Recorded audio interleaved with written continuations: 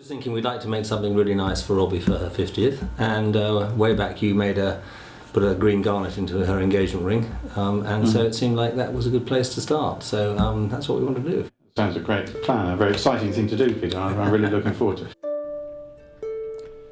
Peter and I have been discussing this for a good while and made decisions early on about the gems we wanted to use. Robbie adores green garnets, or savorites as they're formally known. So I've sourced 3 beautiful stones that have vibrant and intense colour to match her engagement ring. From here, it's sketching ideas and then transferring these to CAD where I can work in scale. Once I'm happy with the initial layout, I can start the construction of the settings. As you will see, the joy of using CAD is that I can change the design very easily as new ideas come to mind, making the design process very fluid.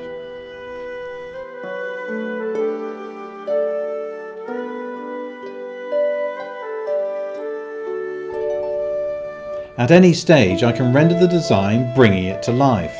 This provides me with a real feeling for how it will look.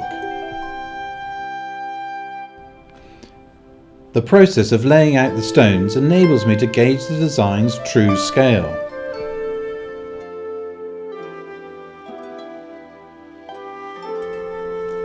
Discussing the design with Peter comes next, where we will look at all aspects and refine the details, enabling me to start making the actual piece.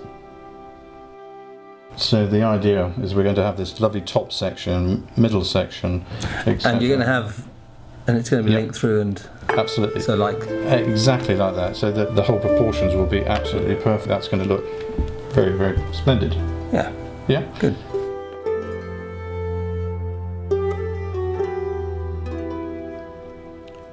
Part of our design revision was to enable the top and bottom sections to be worn separately. Peter liked the idea of using pearls as an alternative, so I've rendered a version to show him how this might look.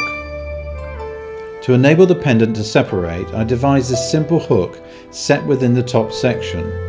These fittings are always a challenge as one doesn't want the flexibility to hinder the overall look. Once the details have been addressed, it is a case of cutting the waxes, and for this the CAD models require supports to be added, ready for milling. The mill cuts the units directly from the CAD design. This means I can easily prototype, making sure the proportions are correct. When the mill has completed cutting the wax models, it's back to the bench to prepare them for casting. You have to be careful as the wax is soft, so it's a case of slowly refining their shape.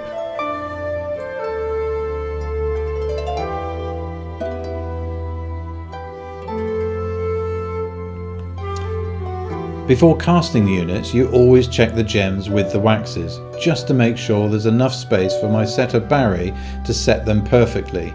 He says there's nothing worse than having too much or not enough metal.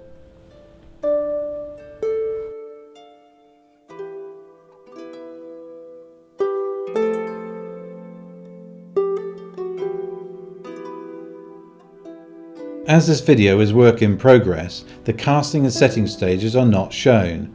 We find ourselves looking at the finished piece ready for Peter to present it to Robbie. After which I will work with Robbie to make sure the second piece, using the pearl necklace, fits perfectly. And of course to see her showing us the finished family jewel being worn.